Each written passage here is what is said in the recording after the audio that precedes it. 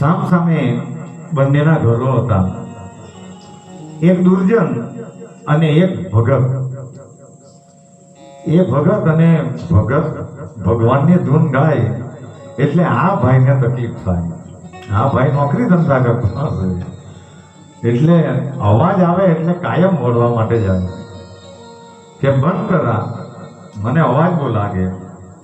એટલે એમ કરતા કરતા એક દિવસે એ ભાઈને, એ નોકરી કરતો હતો એટલે એમણે એ ભગતને એમ કહ્યું કે ભગત તું નોકરી તો કરે નહીં, ખાલી રામ રામ કર્યા કરે તો તું ખાવાનું લાવે ક્યાંથી?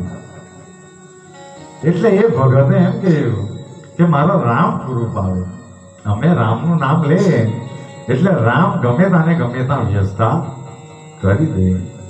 તો ત્યારે આ ભાઈ એમ કહ્યું અમારે તો હા નોકરી ધંધા કરવા પડે ત્યારે. તો એ ભગત એમ કહે તું રામનું નામ લે ને તને બી ખવડાવું, મારો રામ એટલો દયાળુ છે તને બી ખવડાવું. એટલે એક દિવસે એને એવો વિચાર કર્યો કે ચાલની ચેક તો કરી દઉં રામનું નામ લઈને. પણ એમણે રામનું નામ લેવામાંથી જો કદાચ મને ખવડાવે પણ એક નક્કી કરી નાખવાનું કે કોઈ જોઈએ જ નહીં એવી જગ્યા પર જઈને રામનું નામ લયા કરવાનું. એને તો ખાલી સાબિત જ કરવાનું કે રામનું નામ લીધું ને ખાવાનું નહીં મળ્યું. એટલે એમણે પત્નીને કહ્યું, પણ પત્નીને જો કહેવા જવા તો એ પાછી જબરજસ્તી ત્યાં ખવડાવવા.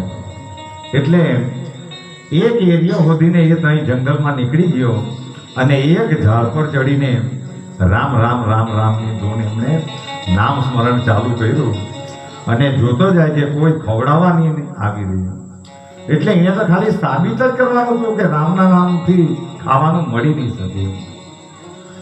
એટલે ઘટના એવી ઘટિત થઈ ગઈ કે રામનું નામ લેતો હતો અને એ જ આરસાની અંદર એ વ્યાપારી લોકો, એ વેશ્યો કોઈ જગ્યાએ જતા હતા અને મધ્યાહનો સમય થયેલો અને એ ઝાડ નીચે, ઝાડ મોટું હશે એટલે ઝાડની નીચે બધા બેસા વિસામો લીધો, રસોઈ બનાવી અને જમવાની જ્યાં તૈયારી કરતા હતા એટલી વારમાં એક એમનો કોઈક હશે, કોઈકને કોઈક એમનો સૈનિક, એમણે એમ કહ્યું કે ડાકુ લોકો નીકળેલા છે એટલે આપણે આ બધા આપણા પર માલ મિલકત છે એ લઈને નીકળી જઈએ અને આ રસોઈ એમને, કારણ કે રસોઈ તો કદાચ બીજી જગ્યાએ પણ બધાને બનાવી શકાય, પણ જર ઝવેરાત લઈને જીવ બચાવીને એ લોકો નીકળી ગયા.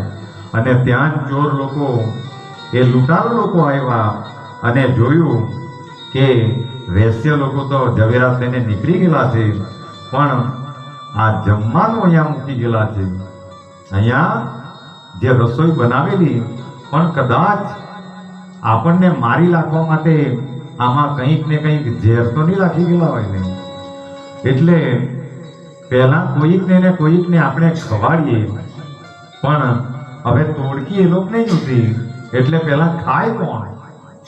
આપણને ખબર કે આ ખાવામાં ઝેર છે, બધા આપણા જ હોય પણ હવે બિલાડીને ઘંટ બાંધે કોણ? એટલે કોઈ તૈયાર નહીં થાય. પણ નીચે બેસેલા હતા એટલે સરદારની નજર એ ઉપરવાળા પર ગઈ કે હા ઉપર છે, આને કંઈ ને કંઈક એટલે એમને નીચે ઉતાર્યો.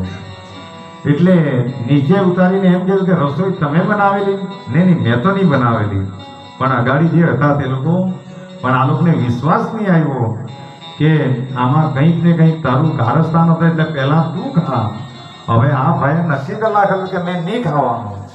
એટલે લૂંટારુઓને એમ થયું કે આમાં ચોક્કસ કાંઈ, હવે પેલો કેમ નહીં ખાય તે પેલો જાણે અને પેલા કેમ આને જબરજસ્તી ખવડાવે એ લૂંટારું જાણે. એટલે આને ખાધી નહીં, પેલો જીદ કરે એટલે આને બરોબર દંડા પાડ્યા. આ ભાઈને બરોબર દંડા પાડીને પણ ખવડાવ્યું અને એને ખાવા પડ્યું. એને મનમાં એમ થયું કે હે રામ, ખરેખર પેલા ભગતની વાત સાચી દેવાની કે તારું ખાલી નામ લે